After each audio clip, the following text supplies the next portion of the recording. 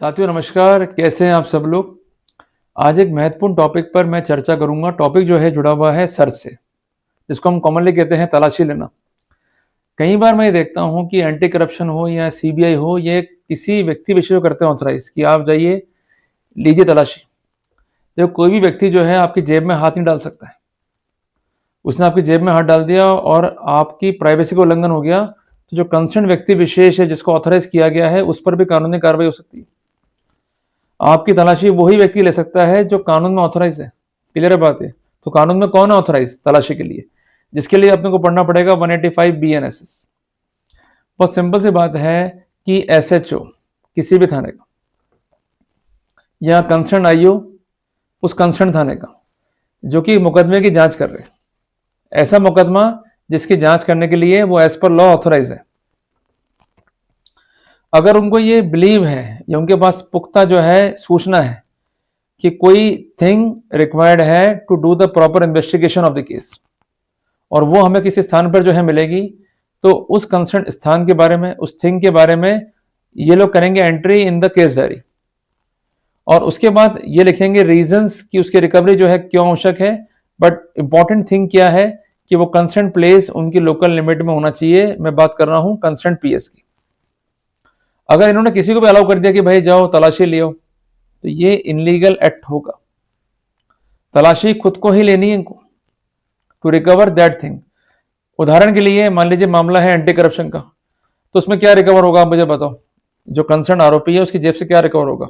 अपन लेते हैं option number A केले, ऑप्शन नंबर B नारंगी, option number C mobile phone, option number D the currency which is alleged as undue advantage और bribe.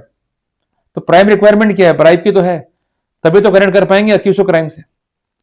तो इसलिए अगर ब्राइब अमाउंट रिकवर होना है तो ये कौन करेगा, रिकवरी स्वयं IO, और अगर IO नहीं है तो करेगा SHO। क्लियर है। पर ये किसी व्यक्ति को ऑथराइज नहीं कर सकते कि आप जो है तलाशी लीजिए और एलिज अमाउंट को जो है रिकवरी कीजिए। क्लियर हो गया अपने को। इसलिए सबसेक्शन 1 जो है काफी इंपॉर्टेंट है। अब आते हैं कानूनी प्रावधान पे, जिसके लिए आप खोल लीजिए 185 BNSS को। Search by the police officer. Search के कि कोई भी ऑफिसर इन चार्ज है PS का, या कोई भी IO है जो कि जांच कर रहे हैं किसी मामले में, और उस मामले में जांच के लिए अधिकृत है, इनको ये विश्वास है कि कोई प्लेस पर जो इनके लोकल एरिया में है कोई थिंग जो है रिकवर हो सकती है, और ये थिंग की रिकवरी बहुत जरूरी है to do the proper investigation. तो ऐसे सिनेरियो में उस थिंग के बारे में, उस प्लेस के बारे में CD में मींस केस डायरी में एंट्री की जाएगी, और उस स्थान पर जहां ये रिकवरी हो सकती है उसका ब्यौरा जो है दिया जाएगा। बट एक इंपॉर्टेंट चीज यहां पर यह है कि वो कंसर्न स्थान उस कंसर्न PS की लोकल लिमिट में होना चाहिए, उससे परे नहीं होना चाहिए। ये बहुत इंपॉर्टेंट जानकारी है, इसको जो है आप नोट डाउन कर लीजिए। सबसेक्शन 2 क्या बोलता है कि जहां तक हो सके सर्च खुद से ही करना है।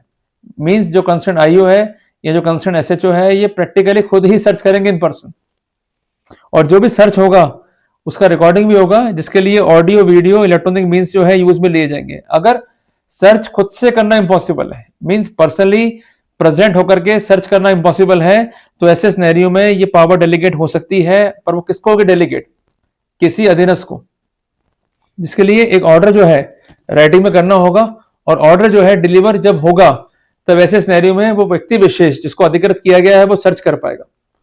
तो ये एक इंपॉर्टेंट प्रोविजंस है जिसको ध्यान में रखना होगा। तो हमें ये भी चेक करना होगा क्या धारा 185 सब क्लॉज 3 BNSS के तहत कोई पावर डेलीगेट हुई है रिगार्डिंग द सर्च।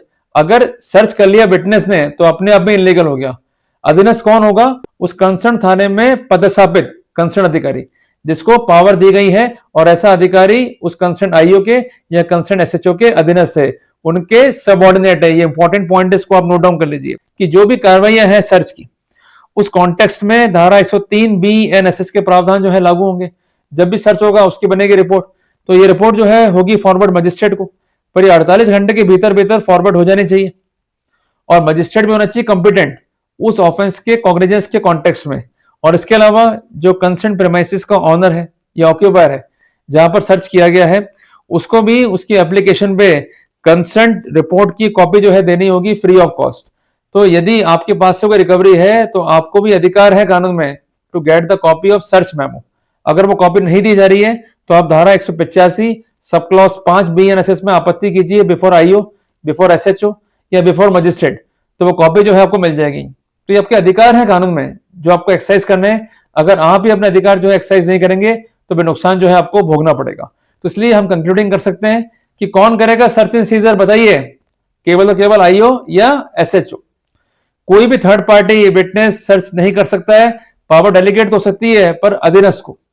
सबसे इंपॉर्टेंट बात, जो भी बनेगी कॉपी इस सर्च की वो होगी फॉरवर्ड मजिस्ट्रेट को विद इन 48 आवर्स, और इसके अलावा जो कंसर्न ऑक्यूपायर है या कंसर्न ऑनर है उस प्रेमाइसिस का जिससे रिकवरी की जा रही है उसको भी कॉपी देनी होगी।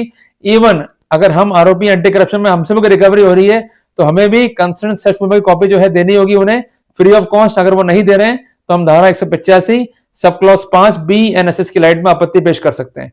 जल्दी मिलेंगे एक नए टॉपिक के साथ। टिल देन, जय हिंद, जय भारत।